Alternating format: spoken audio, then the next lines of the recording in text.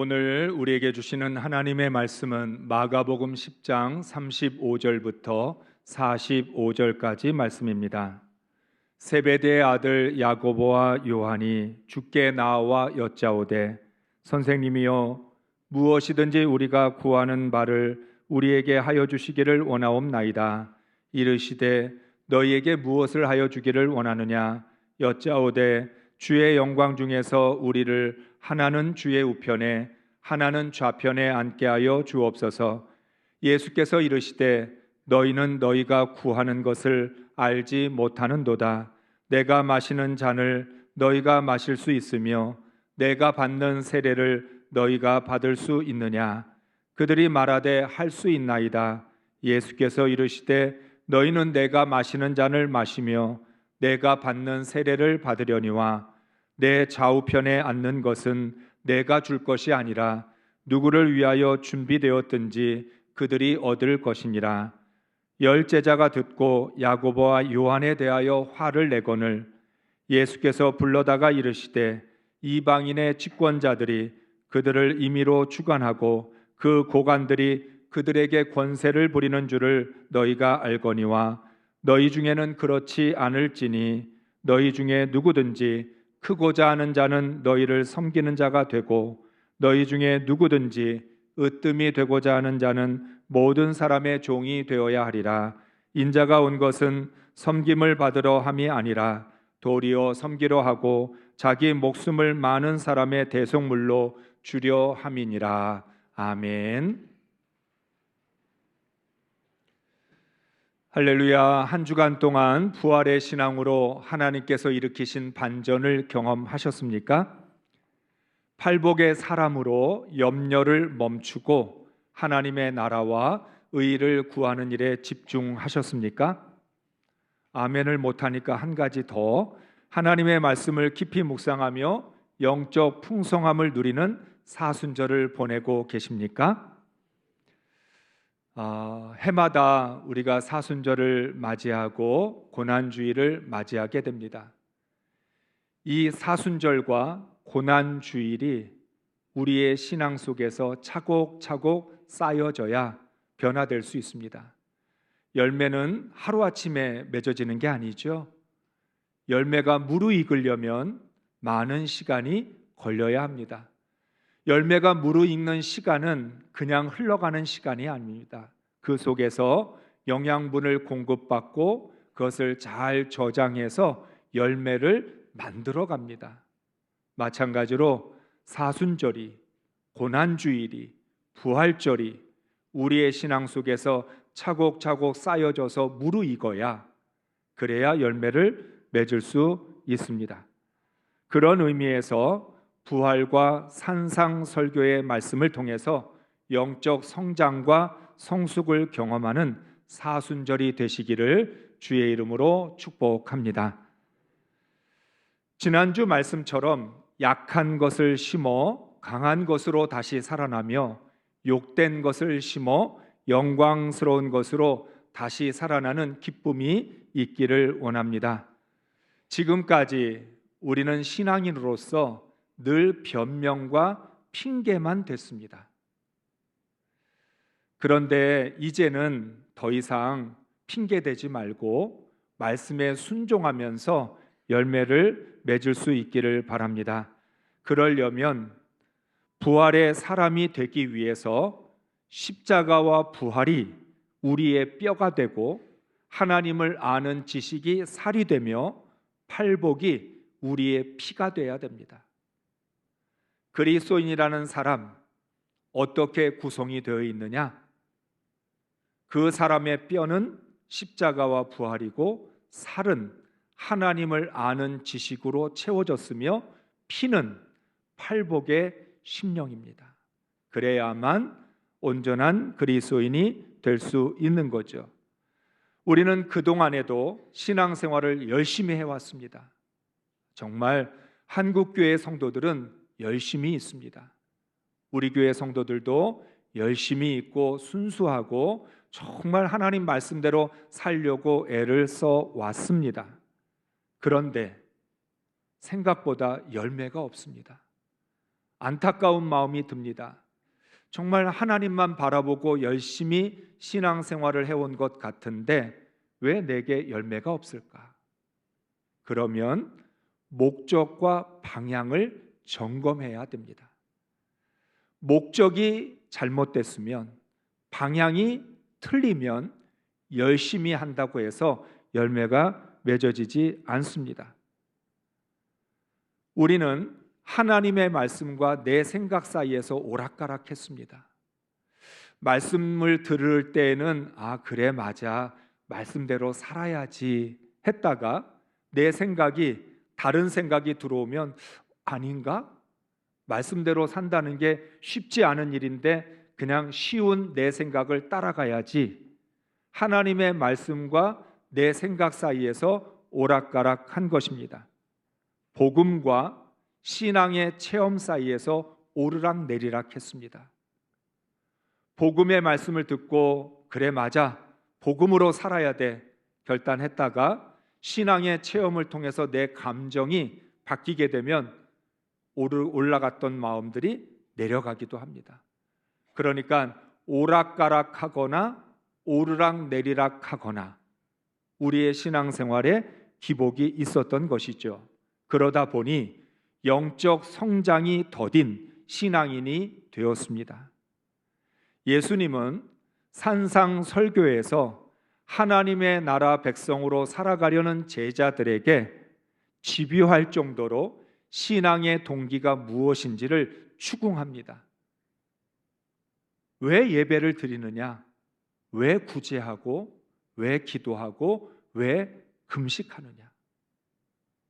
목적이 어디에 있느냐? 그리고 너희들은 정말 소금과 빛으로 살아가고 있느냐 하는 것을 묻고 있습니다.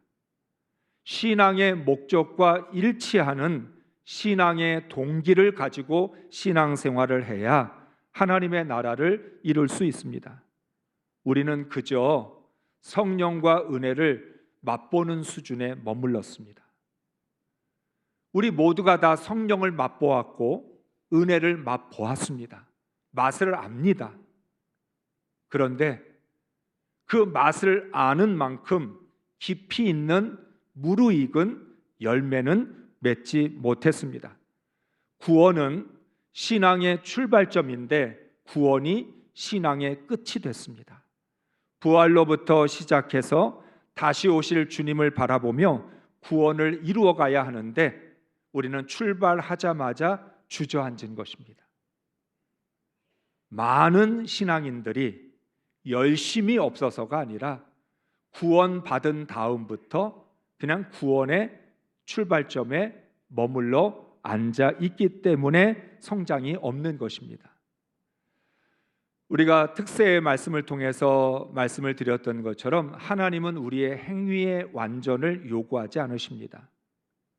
우리에게 완벽한 행동을 요구하지 않습니다. 그렇게 될 수가 없다는 걸 알고 계시기 때문입니다. 하나님은 관계의 완전을 원하십니다. 여러분이 사람과의 관계를 맺을 때도 그 관계 속에서 상대방이 실수하고 실패하잖아요. 그래도 한 번 맺은 관계는 쉽게 흔들리지 않습니다. 마찬가지로 우리가 신앙생활을 하면서 하나님의 말씀대로 잘 살지 못하고 실수하고 실패하고 넘어지는 일이 있어도 하나님은 그것을 문제 삼지 않습니다. 그렇다고 마음껏 실수하라는 얘기는 아닙니다. 하나님은 우리와 맺은 관계를 귀하게 여기셔서 너가 좀 부족해도 너가 좀 잘못해도 나는 너를 사랑한다. 내가 너를 구원하였기에 끝까지 너를 붙들어주고 싶고 너와의 관계를 지키고 싶다라고 말씀합니다. 그러니까 하나님이 나에게 원하시는 건 행동에 있어서 완벽함이 아니라 관계에 있어서 얼마나 하나님을 사랑하고 얼마나 하나님을 신뢰하고 얼마나 하나님을 의지하느냐가 중요하다는 것입니다. 그래서 신앙인들은 중심을 바로 가지고 동기와 자세가 분명한 가운데에서 하나님이 원하시는 그리스도인의 완전을 향해 나아가면 하나님께서 역사하시고 도와주십니다. 우리를 구원하신 하나님이 우리를 성화되게 하실 것이고 구원을 완성해 나갈 수 있도록 역사해 주실 것입니다. 예수님은 예루살렘으로 올라가는 길에 제자들에게 세 번째로 예수님이 받게 될 고난과 부활에 대하여 말씀하십니다. 마가복음 10장 32절부터 34절까지 말씀을 메시지 성경으로 함께 읽겠습니다. 다시 그들은 예루살렘으로 향했다. 예수께서 앞장서셨고 제자들은 적잖이 당황스럽고 두려운 마음으로 그들을 따르고 있었다. 예수께서 12 제자를 데려다가 이후에 있을 일을 되풀이해서 말씀하셨다. 내 말을 잘 들어라. 우리는 지금 예루살렘으로 올라가는 길이다. 그곳에 가면 인자는 종교 지도자와 학자들에게 넘겨질 것이다. 그들은 인자에게 사형을 선고할 것이다. 그리고 인자를 로마 사람들에게 넘겨주어 조롱하고 침뱉고 고문하고 죽일 것이다. 그러나 사흘 만에 인자는 다시 살아날 것이다. 아멘. 마가복음에서 예수님은 처음으로 고난에 대하여 말씀을 하십니다. 그때 베드로는 예수님이 절대 죽으시면 안 된다고 항변을 했습니다. 두 번째, 예수님이 고난에 대해서 말씀하셨을 때 제자들은 깨닫지도 못하고 예수님께 물어보는 것조차도 두려워했습니다. 왜 예수님이 죽으셔야 되는지, 그리고 그것이 무슨 뜻인지 제자들은 몰랐지만 물어보는 것 자체가 두려웠습니다. 세 번째, 오늘 제자들은 동요하기 시작합니다. 당황스럽고 두려운 마음을 가지고 있었다. 이게 바로 제자들의 마음 상태입니다. 세 번씩이나 예수님이 고난과 죽음에 대해서 말씀을 하시니까 이건 정말인 것 같은데 이걸 도대체 어떻게 받아들이고 이해해야 될지 알 수가 없었던 것입니다. 그래서 제자들은 침묵 가운데 예수님을 따라갔습니다. 제자들은 도저히 예수님의 고난과 죽음을 이해할 수도 없었고 받아들일 수도 없었습니다. 지금 예수님은 이스라엘 백성들을 통해서 메시아로 인정받을 만한 능력과 권세를 나타내고 있었습니다. 예수님이 로마로부터 이스라엘을 구원할 것 같은 확신이 들었습니다. 그런 상황에서 예수님이 왜 죽어야 되지? 물론 대제사장과 서기관을 비롯한 유대교 지도자들이 예수님을 위협하고 죽이려고는 했었지만 예수님의 능력으로 보면 충분히 물리칠 수 있고 이스라엘 백성들이 예수님을 따르고 있었으니까 그런 일은 일어나지 않을 것이라고 생각을 했습니다. 더 나아가 예수님이 설사 죽으신다 할지라도 지금은 아닙니다. 아직도 예수님이 하실 일이 많이 남아 있는데 오히려 제자들은 예수님을 통해서 메시아의 왕국이 이 땅에 이루어지게 되면 예수님과 함께 영광 받기를 원했었는데 예수님이 죽으신다? 그걸 위해서 예루살렘으로 올라가신다? 이해할 수가 없었던 것입니다. 예수님의 말씀을 직접 수없이 듣고 예수님의 능력을 보았어도 예수님의 뜻을 깨닫지 못했습니다. 사랑하는 성도 여러분, 십자가와 부활의 신앙이 없으면 구원에 대하여 무디고 무감각할 수밖에 없습니다. 그렇게 되면 예수님을 따라만 다니는 거지 예수님의 제자는 아닙니다. 예수님을 따라다닌다고 제자가 되는 것 아닙니다. 복음의 의미를 알고 십자가와 부활이 무엇인지를 깨닫고 그것을 붙들고 가야 예수님의 제자가 되는 거지 따라다닌다고 제자가 되는 것은 아닙니다. 오늘날도 많은 사람들이 예수님을 따라다니기는 합니다. 예배도 드리고 신앙생활도 합니다. 그러나 예수님의 제자냐 물으면 그 질문에 대한 답은 여러분 각자가 하셔야 합니다. 바로 이때 제자들의 침묵을 깨트린 것은 야고보와 요한이었습니다. 야고보와 요한은 느닷없이 예수님께 우리가 구하는 것을 들어달라고 요청을 합니다. 예수님, 우리가 구하는 것을 반드시 들어주십시오. 예수님이 야고보와 요한에게 물었습니다. 너희에게 무엇을 하여 주기를 원하느냐? 두 사람은 주의 영광 중에 우리를 하나는 예수님 우편에 하나는 좌편에 앉게 해달라고 말했습니다. 야고보와 요한은 지금 예수님이 예루살렘으로 올라가시는 이유가 예루살렘에 들어가셔서 메시아의 왕국을 이루시고 로마로부터 이스라엘을 독립시킬 것이라고 하는 기대가 있었던 것입니다. 그래서 다른 제자들보다 선수를 치고 싶었습니다. 예수님이 예루살렘에 올라가시면 메시아의 왕국을 이루실 텐데 그때 우리를 예수님 좌우편에 앉게 해달라고 말한 것입니다. 예수님은 죽음을 말씀하셨는데 야고보와 요한은 영광을 말하고 있습니다. 안 맞아도 너무 안 맞습니다. 죽음 없는 영광은 없습니다. 우리가 범하기 쉬운 실수이고 착각입니다. 신앙에 있어서 죽음 없는 영광은 없습니다. 죽음 없는 부활도 없습니다. 죽어야 다시 살아날 수 있는 것이고 죽어야 영광을 받을 수 있습니다. 야고보와 요한은 예수님의 말씀과는 전혀 상관없는 자신의 생각을 말하고 있습니다.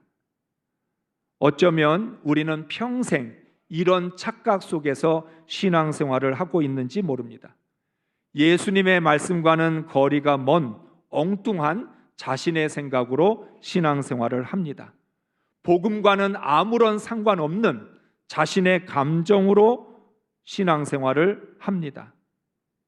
목적과 방향이 잘못되면 열심히 하면 할수록 도리어 하나님과 멀어지고 말씀과 멀어지게 됩니다.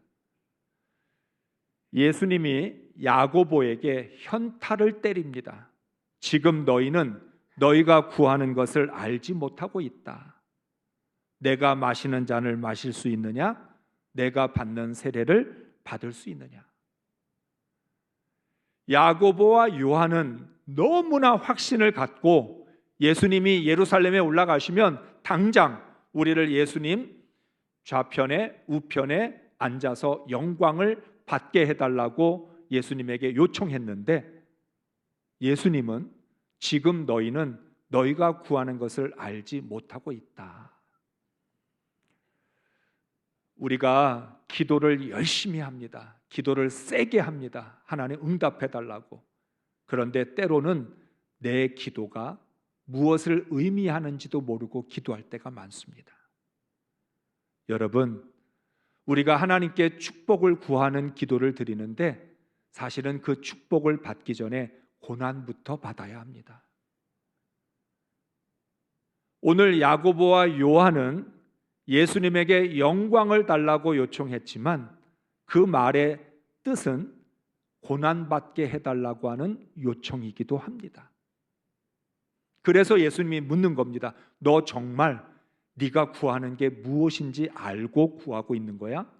네 기도가 어떤 의미인지를 알아서 그렇게 기도하고 있는 거냐? 이렇게 묻고 계십니다. 모르면 용감하다는 말처럼 야고보와 요한은 아주 자신 있게 대답을 합니다. 할 수 있습니다. 예수님이 마신 잔 나도 마실 수 있고 예수님이 받는 세례 나도 받을 수 있습니다. 왜 이렇게 자신이 있었을까요? 예수님이 마시는 잔이 고난의 잔이라는 걸 몰랐기 때문입니다. 야고보와 요한은 영광의 잔인 줄 알았습니다. 그래서 그 잔은 나도 마실 수 있습니다라고 큰 소리를 쳤던 것입니다. 야고보와 요한은 죽지 않고 얻는 영광을 구하였습니다. 자신이 마셔야 할 잔과 받아야 할 세례가 무엇인지 몰랐기 때문입니다. 여기서 말하는 잔과 세례는 두 단어가 모두 극심한 고난과 죽음을 가리킵니다. 잔도 고난이고 죽음이고 세례도 죽어야 살아나는 거기 때문에 그 세례의 의미도 죽음과 고난입니다. 쉽게 말하면 이 잔을 마시고 세례를 받으려면 자신의 생명을 걸어야 합니다. 야고보와 요한은 자신들이 원하는 영광을 위해서 생명을 걸려는 것은 아닙니다. 고난 없는 영광인 줄 알았고 죽음 없는 영광인 줄 알았기 때문에 영광을 구하고 있습니다. 예수님은 말씀합니다. 누구든지 예수님이 마시는 잔을 마신 사람, 그 사람이 영광을 받게 될 것이다.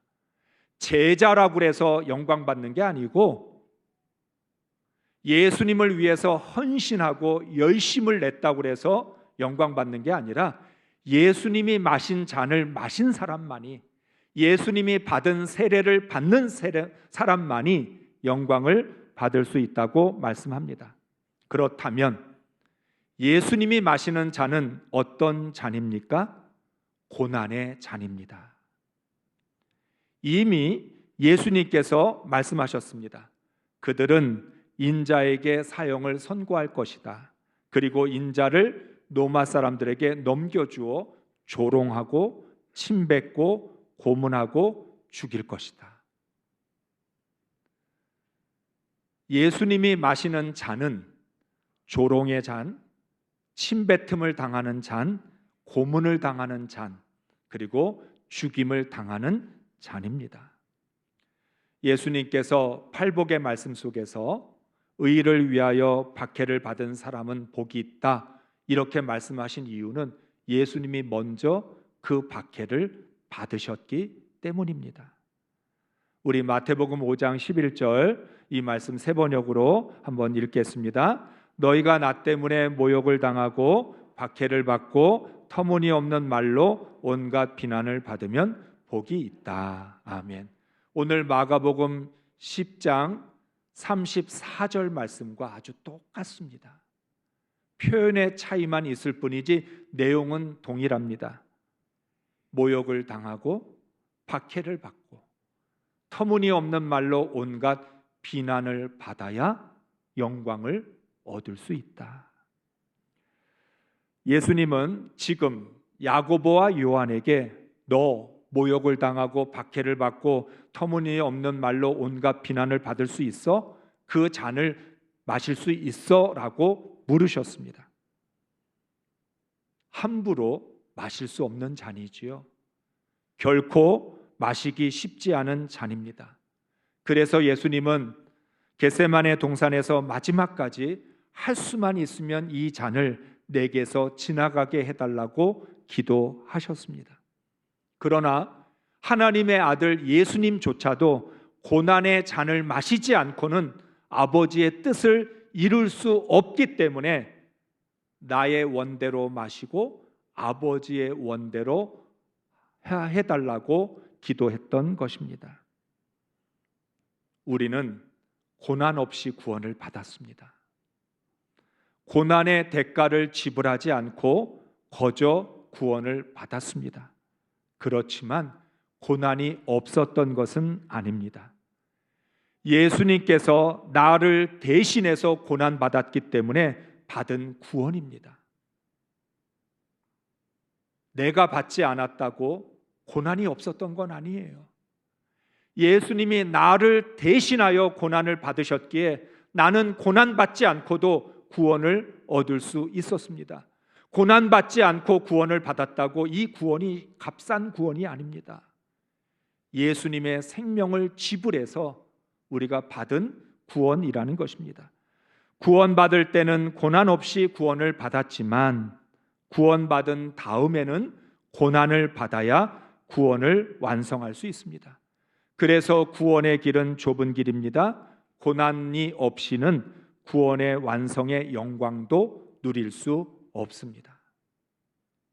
고난을 받을 때는 구원 없이 받았지만 구원 받은 다음에는 고난을 감당해야 된다는 거죠. 고난 없는 부활이 없고 죽음 없는 영광이 없기 때문입니다.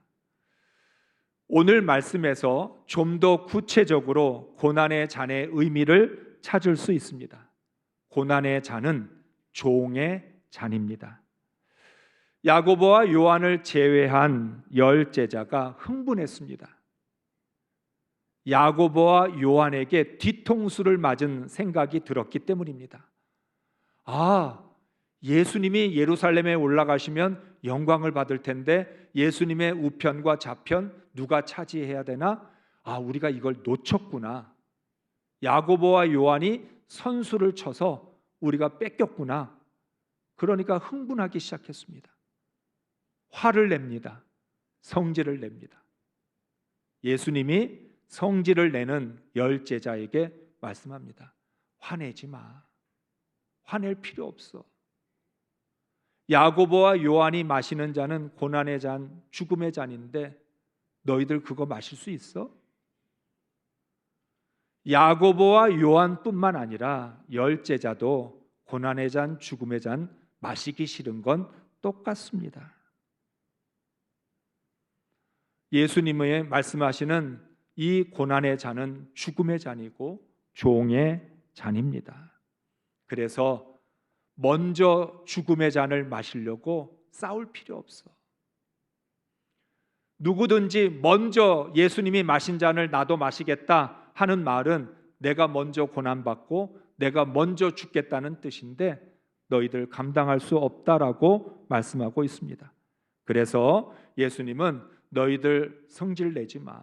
누구든지 내가 마시는 잔을 마셔야만 영광을 받을 수 있으니 너희가 그 잔을 마실 수 있는지부터 생각해 보라고 말씀하고 계십니다. 오늘 43절, 45절 말씀을 우리 함께 읽겠습니다. 그러나 너희끼리는 그렇게 해서는 안 된다. 너희 가운데서 누구든지 위대하게 되고자 하는 사람은 너희를 섬기는 사람이 되어야 하고 너희 가운데서 누구든지 으뜸이 되고자 하는 사람은 모든 사람의 종이 되어야 한다. 인자는 섬김을 받으러 온 것이 아니라 섬기러 왔으며 많은 사람을 구원하기 위하여 치를 몸값으로 자기 목숨을 내주러 왔다. 아멘. 예수님은 섬기기 위해서, 종이 되기 위해서 생명을 거신 겁니다. 예수님은 제자들에게 수없이 나는 섬김을 받으러 온 것이 아니라 섬기러 왔다라고 말씀했습니다. 그럼에도 불구하고 제자들은 믿지 않았습니다. 워낙 많은 이스라엘 백성들이 예수님을 왕처럼 떠받들었고 예수님을 따라다니는 무리들이 너무 많았기 때문에 그들에게는 그것이 영광으로 보였습니다. 예수님 무슨 소리야? 예수님 지금 섬김을 받는 거지. 예수님이 어떻게 섬기러 오셨어? 그래서 자기들도 예수님과 함께 영광 받을 것을 꿈꾸었던 것입니다. 예수님은 보다 더 확실하게 말씀합니다. 누구든지 위대하게 되고 싶은 사람은 섬기는 사람이 되어야 하고 으뜸이 되려는 사람은 모든 사람의 종이 되어야 한다. 예수님은 말씀합니다. 모든 사람의 종이 되어야 너희들이 원하는 영광을 받을 수 있다. 먼저 종의 잔부터 마셔야 된다. 먼저 섬김의 잔을 마셔야 되는데 너희들이 모든 사람의 종이 되는 그 잔을 마실 수 있겠느냐라고 말씀합니다. 예수님은 섬기기 위해서 구원의 몸값으로 자신의 목숨을 내놓으셨습니다. 예수님은 제자들에게 어떻게 종의 잔을 마셔야 되는지 좀 더 구체적으로 보여주셨습니다. 바로 세족식입니다. 굳이 이렇게까지 하셔야 되나 싶을 정도로 예수님이 직접 본을 보여주셨습니다. 제자들이 예수님의 말씀을 전혀 깨닫지 못하고 이해하지 못하니까 본을 보여주신 겁니다. 예수님이 자신이 종이 되어서 수건을 두르고 대야를 가져다가 제자들의 발을 한 사람 한 사람 씻겨 주었습니다. 너희들 이렇게 종의 잔을 마셔야 돼. 섬김의 잔을 마셔야 돼. 예수님이 세족식이 끝났을 때 제자들에게 말씀합니다. 너희도 이와 같이 하라. 이 명령은 너희도 종의 잔, 섬김의 잔을 마셔야 한다는 뜻입니다. 종의 잔은 낮음의 잔이기도 합니다. 세상 사람들이 싫어하는 가장 낮은 자리를 받아들일 수 있어야 합니다. 예수님은 모든 사람들이 가장 싫어하는 낮은 자리인 십자가를 받아들이셨습니다. 그래서 예수님이 먼저 본을 보여주신 겁니다. 고난의 잔, 죽음의 잔, 종의 잔, 섬김의 잔, 낮음의 잔, 그걸 마셔야 영광을 얻을 수 있다. 사랑하는 성도 여러분, 야고보와 요한뿐만 아니라 제자들 그리고 우리들까지도 도저히 마실 수 없는 잔입니다. 그래서 마실까 봐 아멘도 못 하잖아요. 오늘 일부 예배 때도 아멘을 안 하더라고요. 아멘 했다가 고난의 잔 마시면 어떡하지? 죽음의 잔 마시면 어떡하지? 종의 잔 마시면 어떡하지? 뭘 어떻게 해요? 그거 마시면 영광 받을 텐데. 그래도 아멘을 못 하잖아요. 평상시에는 못해도 고난주일에는 아멘 좀 해야 되잖아요. 정말 쉽게 마실 수 없는 잔이에요. 그런데 야고보와 요한이 그걸 용감하게 마실 수 있다고 큰 소리 친 거예요. 우리도 야고보와 요한이에요. 제자들과 똑같아요. 고난의 잔, 죽음의 잔 마실 생각은 없고 영광의 잔만 마시고 싶어 합니다. 그런데 놀라운 반전이 일어납니다. 예수님의 제자들은 결국 예수님이 마신 잔을 마셨습니다. 어떻게? 부활의 신앙 때문에, 부활의 역설 때문에 예수님이 명령하신 잔을 마실 수 있었습니다. 그래서 이 잔을 마신 부활의 증인이었던 제자들은 예수님과 함께 영광을 받았습니다. 베드로가 십자가를 거꾸로 질 수 있었던 거, 그리고 예수님의 제자들이 순교할 수 있었던 거, 부활의 신앙이 없었을 때는 마실 수 없었지만 부활의 신앙을 갖고 나서야 부활의 역설 때문에 욕된 것을 심어야 영광스러운 것으로 다시 살아나고 약한 것을 심어야 강한 것으로 다시 살아날 수 있다는 그 부활의 역설을 믿게 되니까 자신들이 기꺼이 그 잔을 마셨던 것입니다. 하늘의 상을 받으려면 고난의 잔을 마셔야 합니다. 주님과 함께 영광을 받으려면 종의 잔을 마셔야 합니다. 구원을 이루기 위해서는 섬김의 잔을 마셔야 합니다. 고난 주일은 예수님이 마신 잔을 마시겠다고 결단하는 시간입니다. 아주 단순하고 분명합니다. 고난 없는 부활은 없습니다. 부활을 위해 고난을 받아들인 사람만이 부활의 영광을 누릴 수 있습니다.